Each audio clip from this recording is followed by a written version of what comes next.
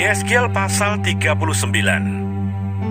Dan engkau anak manusia, bernubuatlah melawan Gog dan katakanlah, beginilah firman Tuhan Allah, lihat, aku akan menjadi lawanmu, hai Gog raja agung negeri Meseh dan Tubal, dan aku akan menarik dan menuntun engkau, dan aku akan mendatangkan engkau dari utara sekali, dan membawa engkau ke gunung-gunung Israel.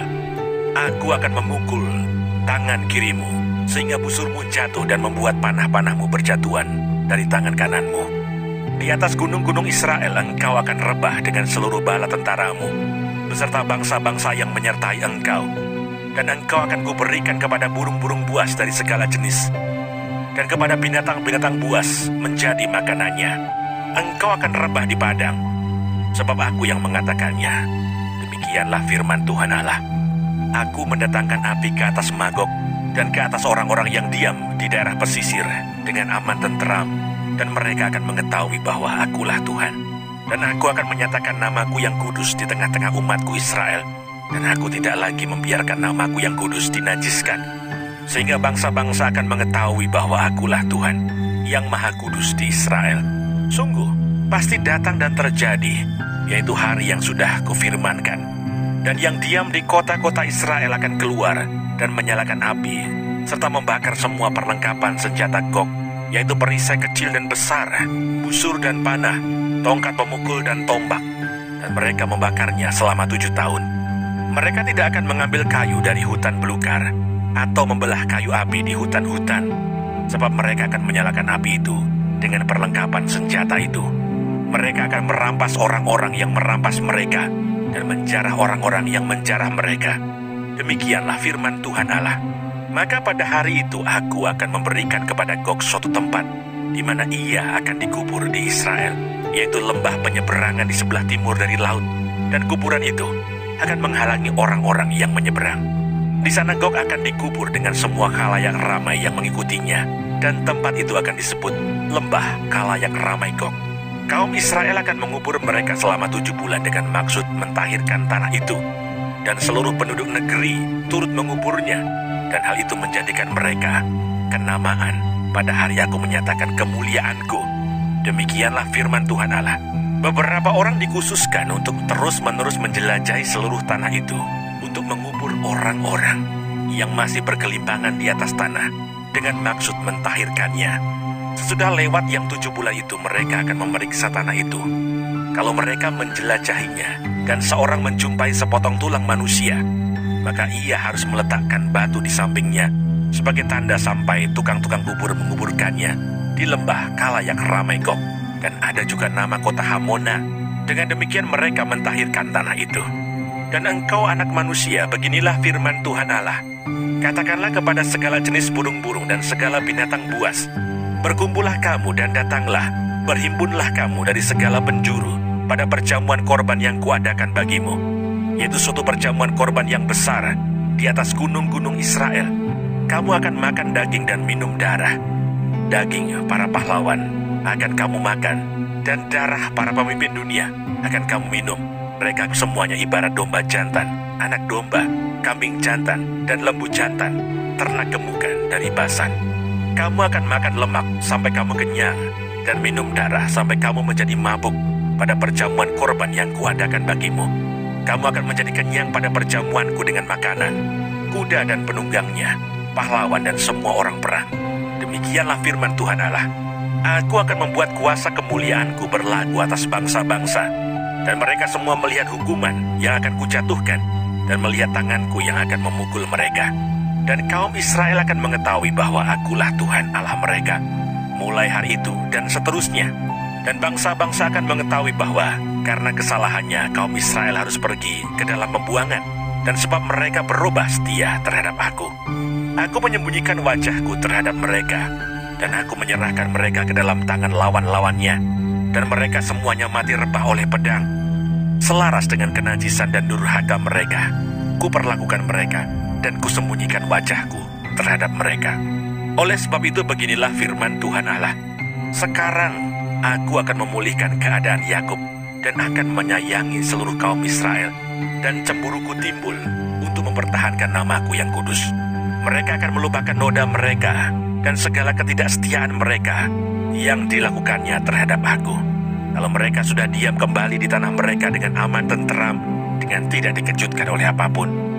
Dan kalau aku sudah membawa mereka kembali dari tengah bangsa-bangsa dan mengumpulkan mereka dari tanah musuh-musuh mereka, dan pada saat aku menunjukkan kekudusanku kepada mereka di hadapan bangsa-bangsa yang banyak, dan mereka akan mengetahui bahwa akulah Tuhan Allah mereka yang membawa mereka ke dalam pembuangan di tengah bangsa-bangsa dan mengumpulkan mereka kembali di tanahnya, dan aku tidak membiarkan seorang pun daripadanya tinggal di sana. Aku tidak lagi menyembunyikan wajahku terhadap mereka. Kalau aku mencurahkan rohku ke atas kaum Israel, demikianlah firman Tuhan Allah.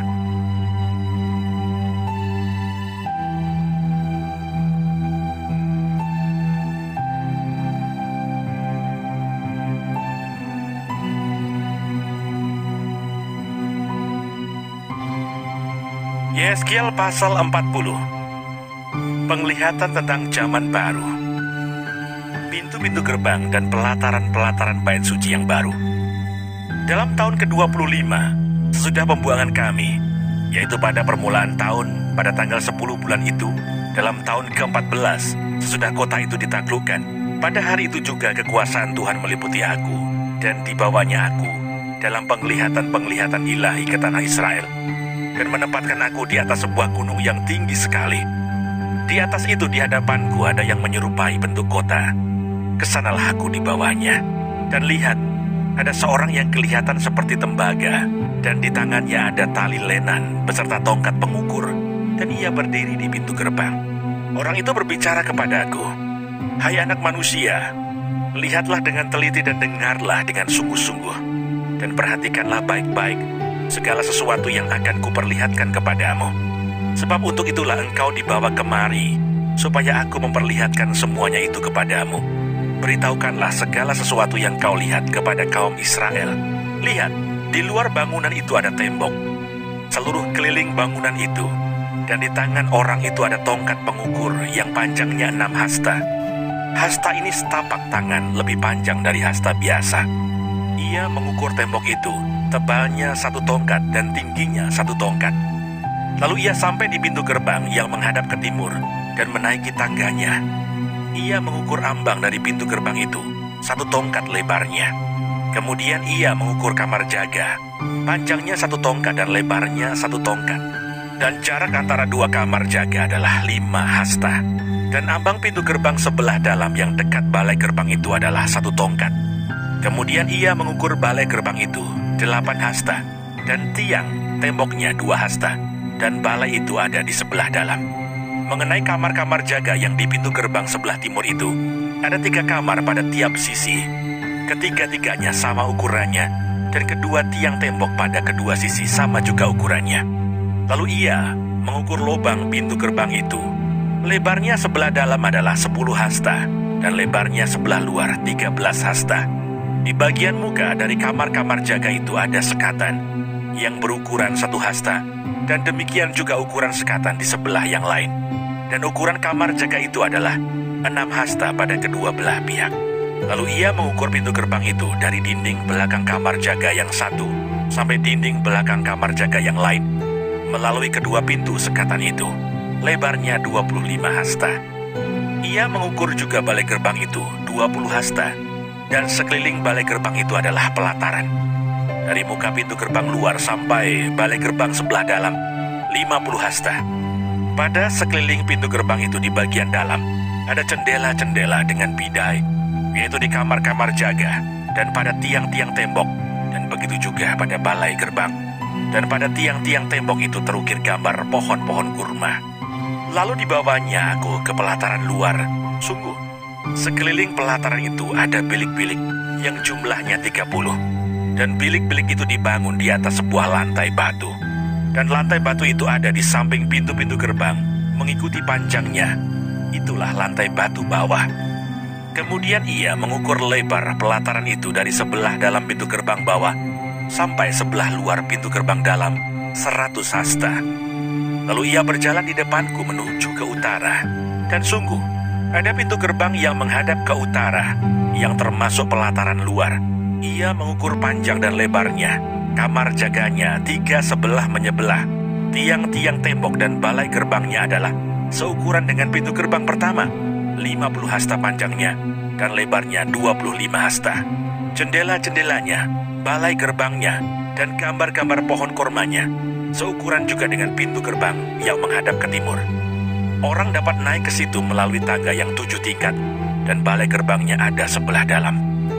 Di pelataran dalam ada sebuah pintu gerbang yang berhadapan dengan pintu gerbang utara, sama seperti halnya dengan pintu gerbang timur.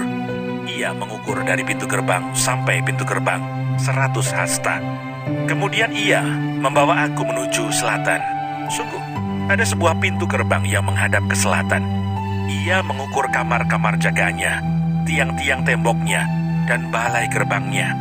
Ukurannya sama saja dengan yang lain-lain. Sekeliling pintu gerbang itu dan balai gerbangnya ada jendela-jendela yang sama dengan yang lain-lain. Panjang pintu gerbang itu 50 hasta dan lebarnya 25 hasta.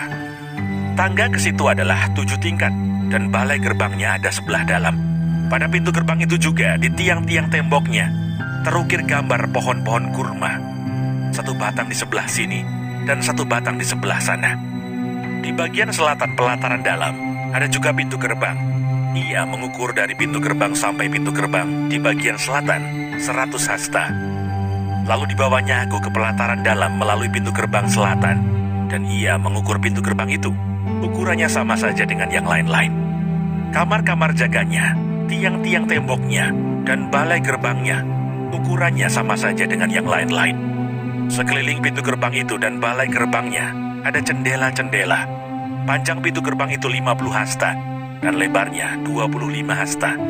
Sekelilingnya ada balai-balai gerbang. Panjangnya 25 hasta dan lebarnya 5 hasta. Balai gerbangnya adalah sebelah pelataran luar dan pada tiang-tiang temboknya terukir gambar pohon-pohon kurma dan tangganya ke atas ada 8 tingkat. Lalu dibawanya aku ke sebelah timur pelataran dalam dan ia mengukur pintu gerbang yang di situ dan ukurannya sama saja dengan yang lain-lain. Kamar-kamar jaganya, tiang-tiang temboknya, dan balai gerbangnya ukurannya sama saja dengan yang lain-lain. Sekeliling pintu gerbang itu dan balai gerbangnya ada jendela-jendela. Panjang pintu gerbang itu 50 hasta dan lebarnya 25 hasta. Balai gerbangnya adalah sebelah pelataran luar dan pada tiang-tiang temboknya terukir gambar pohon-pohon kurma. Sebelah sini dan sebelah sana dan tangganya ke atas ada 8 tingkat. Kemudian dibawanya aku ke pintu gerbang utara dan ia mengukurnya dan ukurannya sama saja dengan yang lain-lain. Kamar-kamar jaganya, tiang-tiang temboknya dan balai gerbangnya ukurannya sama saja dengan yang lain-lain. Dan sekelilingnya ada jendela-jendela. Panjang pintu gerbang itu 50 hasta dan lebarnya 25 hasta. Balai gerbangnya adalah sebelah pelataran luar dan pada tiang-tiang temboknya terukir gambar pohon-pohon kurma. Sebelah sini dan sebelah sana dan tangganya ke atas ada 8 tingkat. Ada juga sebuah bilik yang pintunya di balai gerbang dan di sana orang membasuh korban bakaran. Dalam balai gerbang itu ada 2 meja sebelah sini dan 2 meja sebelah sana, tempat menyembelih, korban bakaran, korban penghapus dosa, dan korban penebus salah. Di samping kiri balai gerbang di sebelah luar ada 2 meja dan di samping kanan balai gerbang itu juga 2 meja. Jadi di pintu gerbang itu ada 4 meja sebelah sini dan 4 meja sebelah sana. Semuanya 8 meja di situ untuk tempat menyembelih korban. Ada juga 4 meja lagi untuk korban bakaran yang diperbuat dari batu pahat. Panjangnya 1,5 hasta, lebarnya 1,5 hasta, dan tingginya 1 hasta. Di sana diletakkan perkakas-perkakas untuk menyembelih korban bakaran dan korban sembelihan. Sekeliling ruangan itu dipakukan gantungan-gantungan yang panjangnya setapak tangan, dan di atas meja-meja itu diletakkan daging korban. Lalu dibawanya aku ke pelataran dalam. Sungguh, di sana ada 2 bilik, yaitu satu di samping pintu gerbang utara dan mukanya menghadap ke selatan. Satu lagi di samping pintu gerbang selatan dan mukanya menghadap ke utara. Ia berkata kepadaku, bilik ini yang mukanya menghadap ke selatan adalah bagi imam-imam yang bertugas di bait suci, dan bilik yang mukanya menghadap ke utara adalah bagi imam-imam yang bertugas di mezbah. Mereka ini adalah Bani Sadok, dan hanya golongan inilah dari Bani Lewi yang boleh mendekat kepada Tuhan untuk menyelenggarakan kebaktian. Lalu ia mengukur pelataran dalam. Itu suatu 4 persegi yang panjangnya 100 hasta dan lebarnya 100 hasta. Mezbah ada di hadapan bait suci. Bait suci yang baru. Lalu dibawanya aku ke balai bait suci, dan ia mengukur tiang-tiang temboknya. Tebalnya 5 hasta yang sebelah sini, dan 5 hasta yang sebelah sana. Lebar pintu itu 14 hasta, dan dinding sampingnya masing-masing 3 hasta. Panjang balai bait suci itu adalah 20 hasta, dan lebarnya 12 hasta. Orang dapat naik ke situ melalui tangga yang 10 tingkat, dan dekat kedua tiang tembok itu ada 2 tiang, satu sebelah sini, dan satu sebelah sana. Yeskel pasal 41. Kemudian dibawanya aku ke dalam ruang besar bait suci, dan ia mengukur tiang temboknya. Yang sebelah sini 6 hasta tebalnya, dan yang sebelah sana 6 hasta juga. Lebar pintu itu adalah 10 hasta, dan lebar dinding sampingnya adalah 5 hasta sebelah sini, dan 5 hasta sebelah sana. Panjang ruang besar diukur juga 40 hasta, dan lebarnya 20 hasta. Lalu ia sampai ke ruang dalam. Ia mengukur tiang temboknya, tebalnya 2 hasta, dan lebar pintu sendiri 6 hasta, dan lebar dinding sampingnya 7 hasta sebelah sini, dan 7 hasta sebelah sana. Ia mengukur panjang ruang dalam itu 20 hasta, dan lebarnya 20 hasta, sesuai dengan lebar ruang besar. Lalu ia berkata kepadaku, inilah tempat maha kudus. Kemudian ia mengukur dinding bait suci itu, 6 hasta tebalnya, dan lebar kamar tambahan yang terdapat di sekeliling bait suci itu 4 hasta. Kamar-kamar tambahan itu ada 3 tingkat, dan pada satu tingkat terdapat 30 kamar. Pada sekeliling dinding bait suci ada ceruk-ceruk untuk mengokohkan kamar-kamar tambahan itu, sebab kamar-kamar ini tidak digabungkan pada dinding bait suci. Dan kamar-kamar tambahan semakin lebih besar dari tingkat pertama sampai tingkat ketiga, selaras dengan bertambah besarnya ceruk-ceruk pada tiap tingkat sekeliling bait suci itu. Ada tangga menuju ke atas, dan dengan demikian orang dapat naik dari tingkat bawah ke tingkat atas melalui tingkat tengah. Aku melihat bahwa alas bait suci itu lebih tinggi dari sekelilingnya. Dasar kamar-kamar tambahan itu berukuran 1 tongkat penuh, yaitu tingginya 6 hasta. Tebal dinding yang sebelah luar kamar tambahan adalah 5 hasta. Lebar bagian alas bait suci yang dibiarkan kosong adalah 5 hasta. Di antara alas bangunan itu dan bilik-bilik ada jarak 20 hasta sekeliling bangunan itu.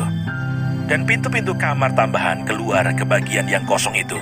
1 pintu di sebelah utara dan 1 pintu di sebelah selatan. Dan lebar tempat yang kosong itu adalah 5 hasta sekeliling. Bangunan yang terdapat di lapangan tertutup yang di sebelah barat lebarnya 70 hasta. Sedang dinding yang mengelilinginya tebalnya 5 hasta dan panjangnya 90 hasta. Lalu ia mengukur bait suci itu 100 hasta panjangnya, dan lapangan tertutup bersama bangunan dan dindingnya 100 hasta juga. Begitu juga lebarnya muka bait suci bersama lapangan tertutup sebelah timur 100 hasta. Kemudian ia mengukur panjang bangunan yang terdapat di lapangan tertutup sebelah barat bersama serambi-serambinya di kedua belah 100 hasta. Ruang besar, ruang dalam, dan balai luar ditutupi dengan papan, dan sekeliling ketiga ruang itu ada jendela-jendela yang berbidai dan serambi-serambi. Di hadapan ambang itu, seluruh bait suci ditutupi dengan papan, mulai dari lantai sampai ke jendela-jendelanya. Sedang jendela-jendela ini terlindung sampai bagian atas pintu dan ruang dalam dan juga di luar. Dan di seluruh dinding bagian dalam dan bagian luar terukir gambar-gambar kerup dan pohon-pohon kurma, di antara 2 kerup dan sebatang pohon kurma, dan masing-masing kerup itu mempunyai 2 muka. Dari sebelah yang satu muka manusia, dan dari sebelah yang lain muka singa yang menghadap ke pohon kurma itu. Dan begitulah dibuat di seluruh bait suci. Dari lantai sampai ke atas pintu terukir kerup-kerup dan pohon-pohon kurma pada dinding. Tiang-tiang pintu dari ruang besar adalah 4 persegi, dan di hadapan tempat maha kudus ada sesuatu yang kelihatan menyerupai mezbah dari kayu. Tingginya 3 hasta, panjangnya 2 hasta, dan lebarnya 2 hasta. Sudut-sudutnya serta alasnya dan dindingnya dari kayu. Ia berkata kepadaku, inilah meja yang ada di hadirat Tuhan. Ruang besar mempunyai 2 daun pintu dan tempat maha kudus. juga mempunyai 2 daun pintu. Pada pintu-pintu itu ada 2 daun pintu yang dapat berputar. 2 daun pintu pada pintu yang satu, dan 2 daun pintu pada yang lain. Pada pintu-pintu ini juga, yaitu pintu-pintu ruang besar, terukir kerup-kerup dan pohon-pohon kurma, seperti pada dinding-dinding. Di muka balai bait suci itu, yaitu di luar, ada tangga kayu. Pada kedua dinding samping dari balai itu, ada jendela-jendela yang berbida dan ukiran pohon-pohon kurma. Jangan lupa subscribe